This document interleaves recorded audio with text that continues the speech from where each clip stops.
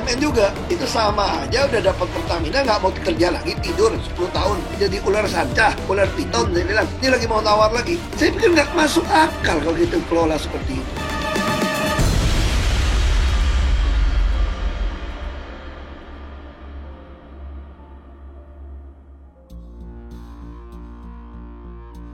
Komisaris Utama PT Pertamina Basuki Cahayapurnama alias Ahok berkeluh kesah mengungkapkan aib dari perusahaan plat merah tersebut. Hal itu terungkap dalam kanal YouTube Point yang diunggah pada Senin 14 September 2020 lalu. Dalam tayangan itu, Ahok mengungkapkan sistem kerja dan tata kelola yang buruk dalam perusahaan BUMN itu. Ahok bahkan meminta atau menyarankan supaya Kementerian BUMN lebih baik dibubarkan. Mantan Gubernur DKI Jakarta itu menyindir Pertamina terkait akuisisi sumber minyak di luar negeri dari utang. Ia membeberkan bahwa posisinya di Pertamina juga seringkali dipermasalahkan. Alasannya karena keberadaannya mengganggu keharmonisan dalam perusahaan. BTP juga turut menyinggung jabatan direksi dan komisaris sangat kental dengan lobi-lobi politis dan bagi-bagi jabatan. Ia juga mengaku geram dengan perusahaan umum percetakan uang Republik Indonesia atau Perum Peruri yang meminta dana sebesar 500 miliar rupiah untuk proyek paperless. Pernyataan Ahok yang secara belak-belakan mengungkap tabir di balik layar PT Pertamina mengundang berbagai respons dari berbagai kalangan. Yang pertama datang dari Menteri BUMN Erick Thohir. Dikutip dari Kompas.com, Menteri BUMN Erick Thohir sampai meluangkan waktu untuk bertemu dengan Ahok. Dalam pertemuan tersebut, Ahok memberitahu Erick Thohir terkait kelemahan-kelemahan yang ada di perusahaan migas plat merah itu. Erick juga meminta mantan Gubernur DKI Jakarta itu untuk membentuk tim yang solid guna menjalankan misi transformasi di Pertamina. Kedua, pakar hukum tata negara Refli Harun. Dalam tayangan YouTube pribadinya, pakar hukum tata negara Refli Harun menilai Kementerian BUMN membutuhkan sosok seperti Ahok. Ia menilai keberadaan Ahok sebagai komisaris utama PT Pertamina dinilai akan menjadi pengontrol, tidak hanya di Pertamina, melainkan juga BUMN secara umum. Menurut mantan komisaris Pelindo itu, hanya Ahoklah yang berani untuk menentang atau mengkritik BUMN, apalagi sampai membongkarnya ke publik. Duel antara Ahok dan Erick Thohir, bagaimana kelanjutannya? Ya, saya juga tidak yakin berlanjut, ya. Tapi paling tidak Ahok diperlukan sebagai pengerem laju Erick Thohir.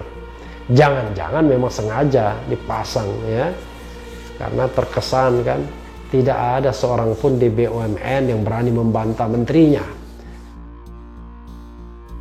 Ketiga, staf khusus Menteri BUMN Arya Sinulinga. Staf khusus Menteri BUMN Arya Sinulinga menilai Ahok sebagai komisaris utama Pertamina mempunyai hak bicara kepada publik. Menurut Arya, hal tersebut merupakan urusan internal di perusahaan minyak dan gas milik negara itu.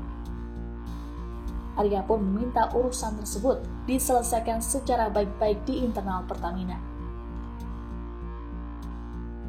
Keempat, mantan Menteri BUMN Dahlan Iskan.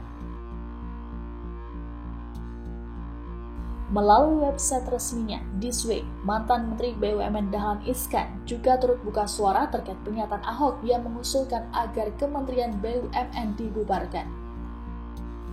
Menurut Dahlan, pemikiran agar kementerian yang mengelola perusahaan-perusahaan negara itu dibubarkan bukanlah ide yang baru.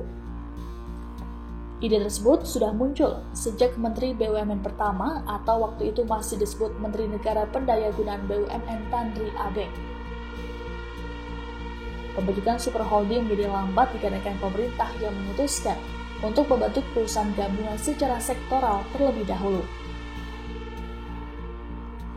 Kelima, Wakil Ketua Umum Partai Gerindra Fadly Zon. Dalam cuitan di akun Twitternya, Wakil Ketua Umum Partai Gerindra Fadly Zon menilai cara komunikasi Ahok rasis dan memicu perpecahan di tengah masyarakat. Fadly Zon mengatakan itu terkait pernyataan Ahok soal sekelompok masyarakat yang tidak menyukainya. Ahok menyebut mereka sebagai kadrun, singkatan dari kadal gurun. Keenam, mantan Sekretaris Kementerian BUMN Said Didu.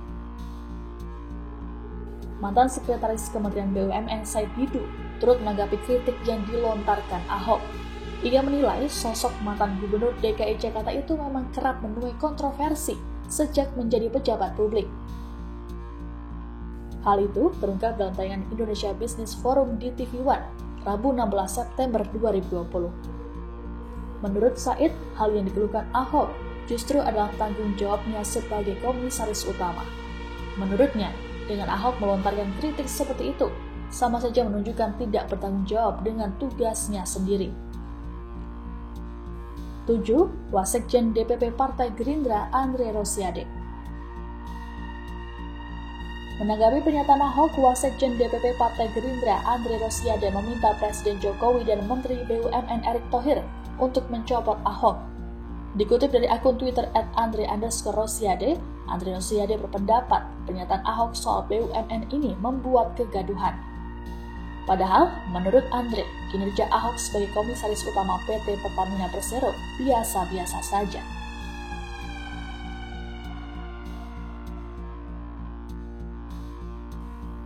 Delapan, mantan Menteri Pemuda dan Olahraga Roy Suryo.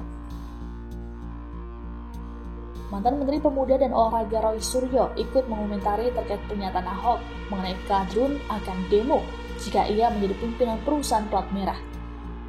Terkait itu, Roy pun membalas pernyataan Ahok dengan sindiran perumpamaan bahasa Jawa yang menohok dalam cuitan di akun Twitternya. Ia juga mengunggah beberapa foto tangkapan layar pemberitaan media-media mainstream tentang pernyataan Ahok selama menjadi komisaris utama di Pertamina. 9. Anggota DPR Komisi 6 fraksi PD Perjuangan Deddy Sitorus. Anggota DPR Komisi 6 fraksi PD Perjuangan Deddy Sitorus dalam acara Sapa Indonesia Malam Kompas TV Kamis 17 September 2020 tegas menyalahkan sikap yang diambil oleh Ahok. Menurutnya, ada langkah yang lebih tepat dan lebih baik yang mestinya bisa dilakukan oleh Ahok tanpa harus menelanjangi perusahaannya sendiri. Ia berpandangan bahwa cara yang dilakukan Ahok dengan berteriak-teriak ke publik terkesan hanya dirinya yang bekerja serius di Pertamina khususnya. Ia menilai sikap Ahok tersebut bukan menyelesaikan masalah, melainkan justru menambah persoalan, termasuk membuat kegaduhan.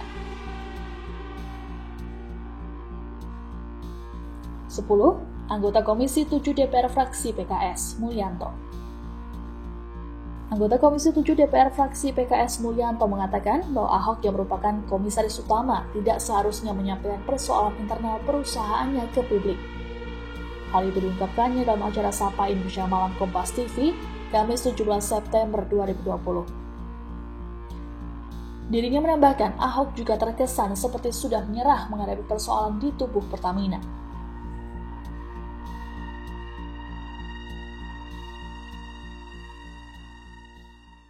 Terima kasih sudah nonton. Jangan lupa like, subscribe, dan share ya.